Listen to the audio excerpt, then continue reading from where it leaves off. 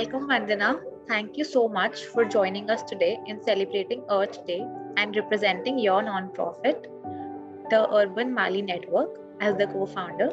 And let's just start right off. And I want to understand a little bit more about your journey and what encouraged you to start your own nonprofit. Well, I am a botanist, so I have a PhD in botany. But of course, when I was doing my PhD, I didn't have any inclination to become an entrepreneur or any inclination towards business. I studied a species of plant that's endangered called Cycas sarcinalis. It's the palm kind of leaf that they use in the background of bouquets. So I studied that plant, and I studied how so much of the floriculture industry is putting stress on the wild populations of these plants, and also to understand what the local communities, the indigenous communities, use these plants for, and also to see how all this harvest is affecting the population of the plants. But one of the while all of that was great for research, one of the most important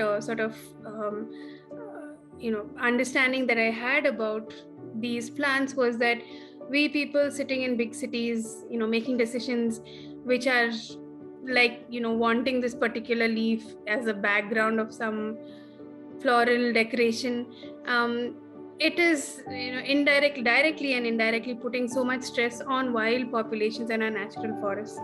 So I wanted to work within the city, to work with urbanites, to make them understand the importance of plants and also the importance of our native and indigenous species.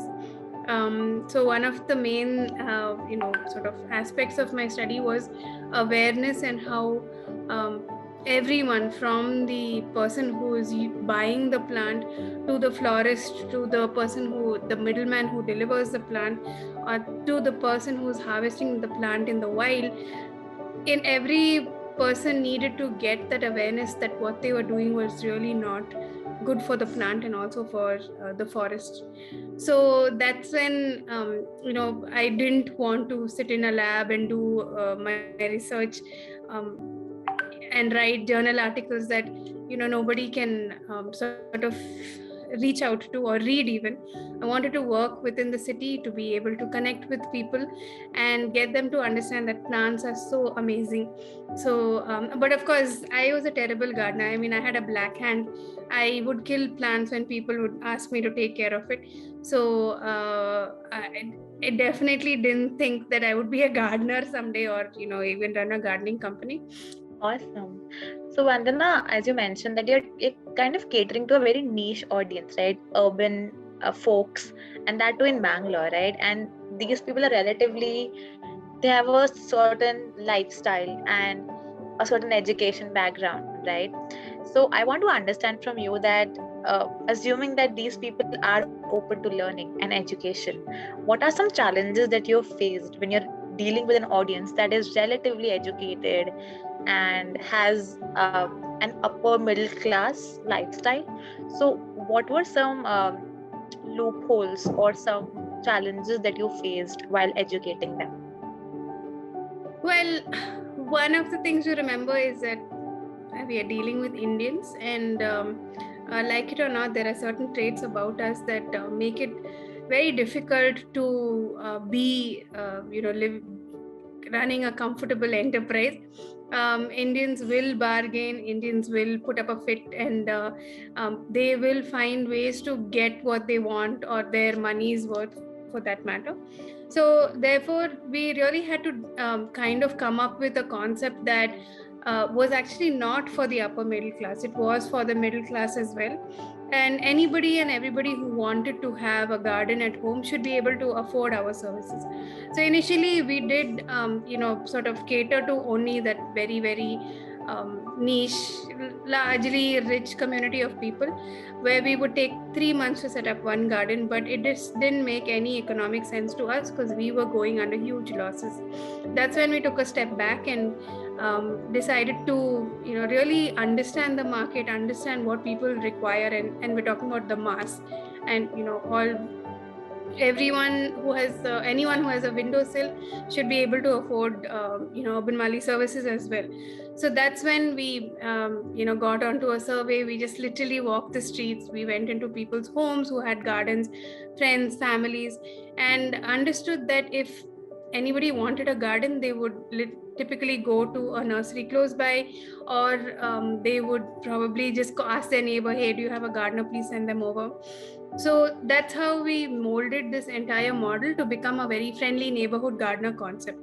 And because of that, we were able to kind of really fine tune things. So we have buckets that people can choose from. So if you want a luxurious landscape, you can choose, you can literally take on a specific option which has all of that. Two, if you want, I just want 10 pots, I want to just start growing my own veggies, I want to be able to grow, eat what I grow, we have that option as well. So we kind of understood that we need to create that different options for people to take on.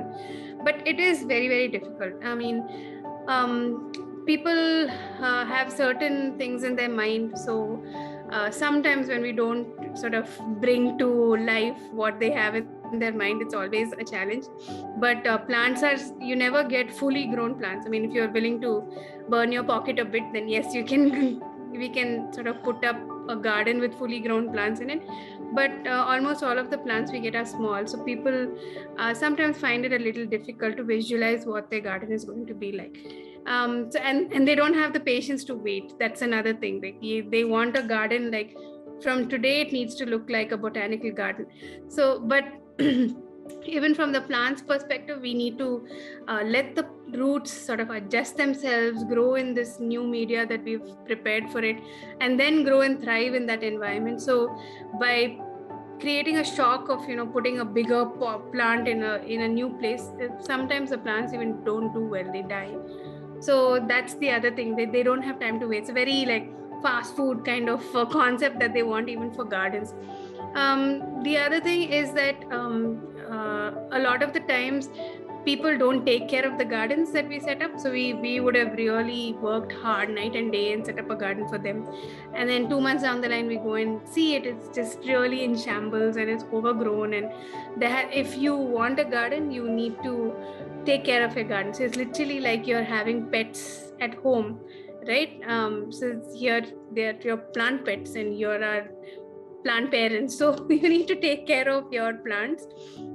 So that again is something that has been a challenge. But I think that all along the way we've hit a roadblock, we figured out a solution, we've been able to innovate on it, and we've been able to solve it and just move on. So even like for instance today,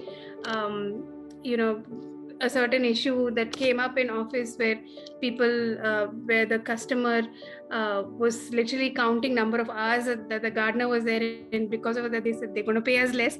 So then we had to come up with a solution like, okay, maybe we have to be really communicative with the customer as well. So there are a lot of challenges, and I think it's just that how you can mend your service in a way that becomes very comfortable for people, and they know what they're getting into.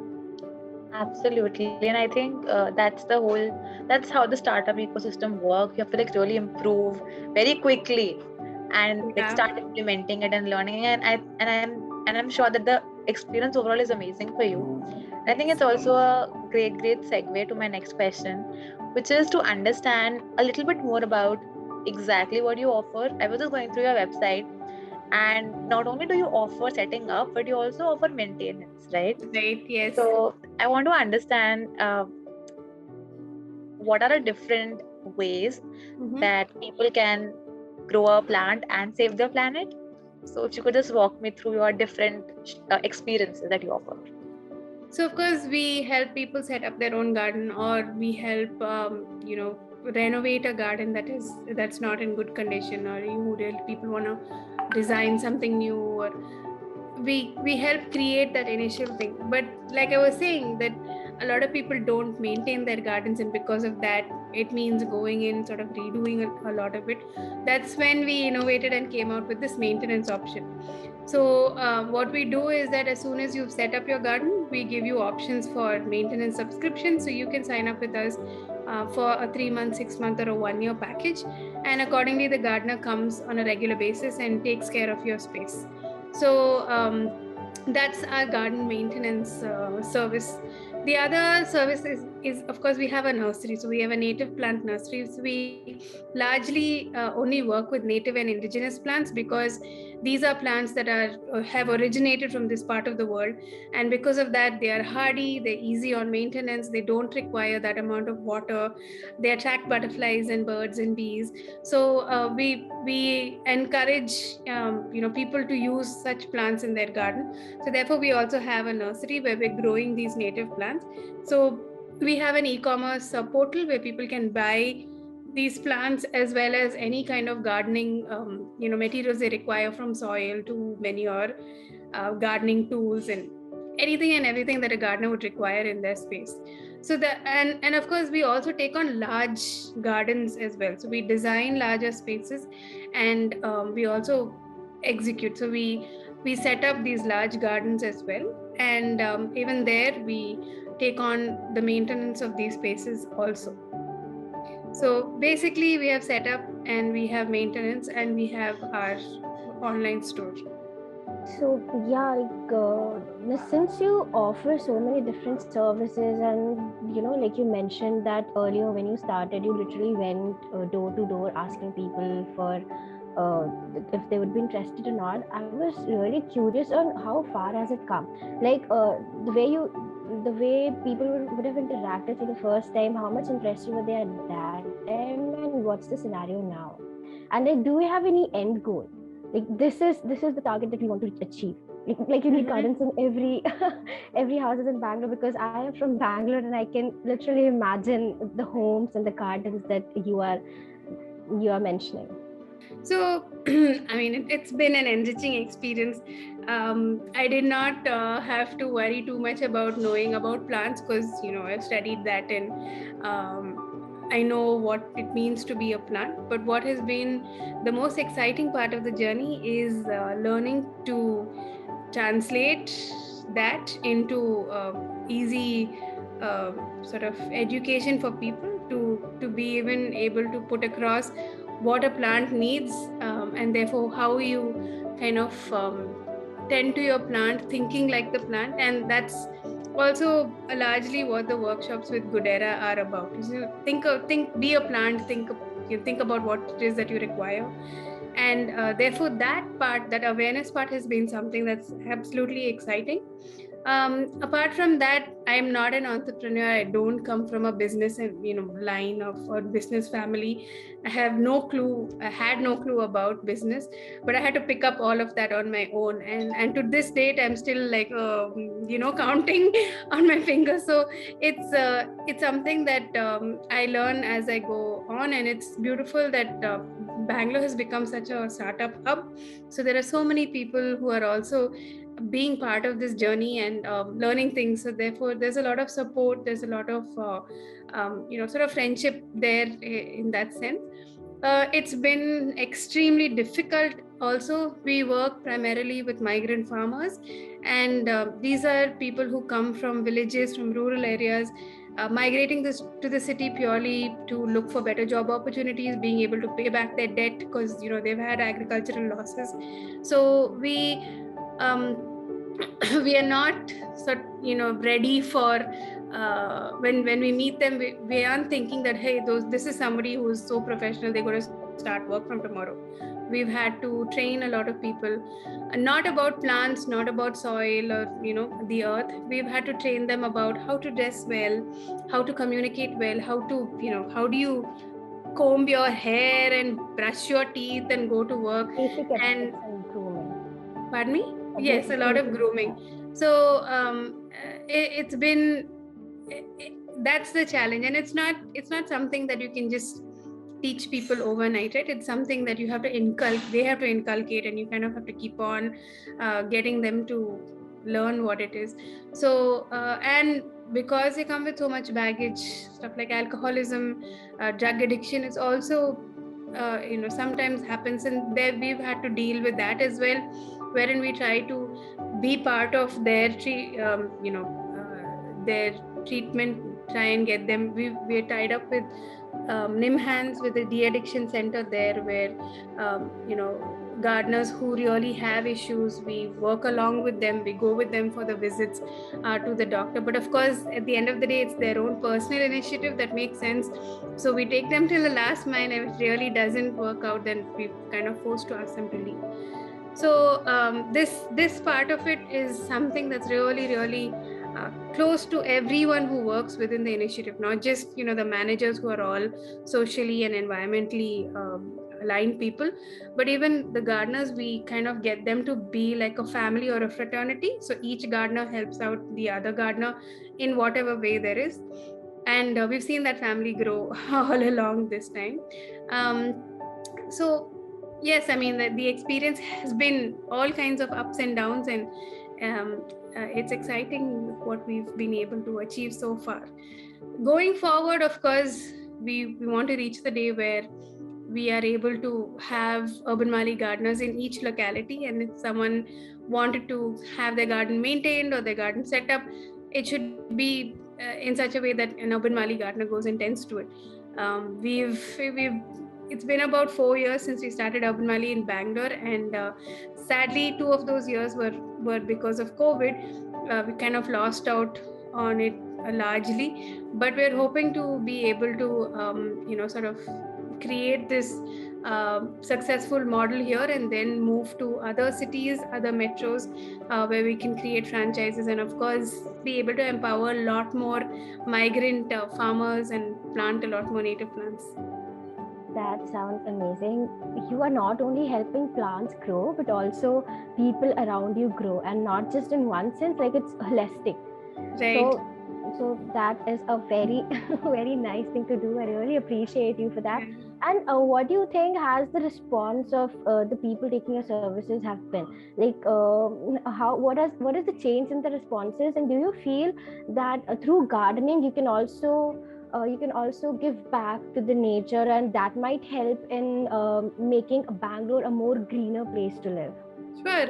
I mean, our main interest is to be able to green every little balcony space and windowsill, and we're doing it, baby steps. We're really being able to achieve it, but we've come a really long way. We've come a really long way so far, and I would say that a lot of people already recognize UrbanMali, or they know of UrbanMali, and it's linked to this gardening company who can help you take care of your garden or help you create a new garden. So in that sense, it's come to that stage where people recognize us a lot, and of course we put out so much of content on an everyday basis.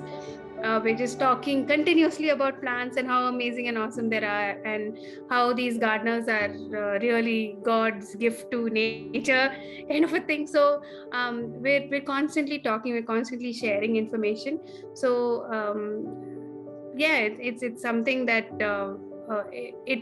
if people definitely take it on, they are going to benefit hugely. Forget about UrbanMali being able to earn and survive, but people who take on gardens or set up gardens in their homes, they benefit from it a lot. Even if you don't have any vegetables or herbs or anything coming out of your garden, just going and sitting in your garden with your cup of tea, it's therapeutic. And research has also shown that gardens can be extremely therapeutic, so it's good for all. Vandana, I was just going through your pages on Instagram and your website, and I think I really like the fact that you're putting on reels and educating people as well on gardening and all those things. And I think it's so interesting because I think one aspect that we haven't spoken about it is that you're also empowering people to do gardening on their own. Right. So even if it doesn't happen through your startup, the end goal is that it's happening. Correct. And again, the aspect that your startup brings is that gardening is cool, like it's an aesthetic and it's a lifestyle, so that everyone should adapt to it. And of course the end products are that we are helping people, the planet. So I think it's one of the most fantastic ideas I've heard, and I really wish that you were also in Delhi. We will very soon. Just about a year, because we get so many calls from Chennai, Hyderabad and Gurgaon. So we will. Absolutely. Now, Vandana, just kind of leveraging on the educational content that you put out, for someone who is really, really naive and unaware about gardening, but wants to take a step, what is the first thing that they should do to understand gardening? Like, aside from learning and from social media and stuff like that. So, I mean, there are just very few basic information that you need to know when it comes to a garden. There are different types of plants. Some plants like the shade, some plants like the sun. There are plants that prefer to grow in the ground as opposed to plants that grow in pots as well. So you kind of need to just learn a little bit about, say, if you're interested in a plant, you just need to read up a little bit, see where it can grow, how it can grow, and you can easily grow it in whichever space that you want it to. But my personal recommendation is, yes, flowers are beautiful and house plants are really the new cool thing to have at home, but the joy of being able to harvest your first tomato, or get into your garden and harvest a few herbs and make your herbal tea or pasta, whatever it is, that joy and that reward that you give yourself is an experience like no other. And being part of this sort of urban farming revolution is something that I think we'll be forced to take on sooner than later. And it happened in COVID, right? A lot of people started getting so interested in gardening because they literally felt like, oh my God, what if I can't actually go out and buy my own vegetables? Why can't I become self-sufficient where I can grow what I want and I don't have to step out at all? So that sort of mindset change started happening then, and where all gardening companies and everybody who are passionate gardeners are really wishing that it takes on and it grows on. I mean, countries like Cuba and all were forced to grow their own vegetables in any bit of space that they could, because they couldn't import any food. So look at the terraces that we have. They are barren and they're just exposed, but they receive such beautiful amount of sunlight. So with a little water and a bit of soil, if we can actually use these spaces to be able to grow food for ourselves, I think that will really be something that benefits everyone. So I think that just starting by growing a tomato plant, that's literally the easiest thing to grow, or a pot full of spinach or palak, that will give you the encouragement to actually keep going, because you will get tomatoes and you will get a bunch of palak that you can put right into your food. And then you wouldn't want to stop at that. You would want to grow beans and radish and a whole lot of other things.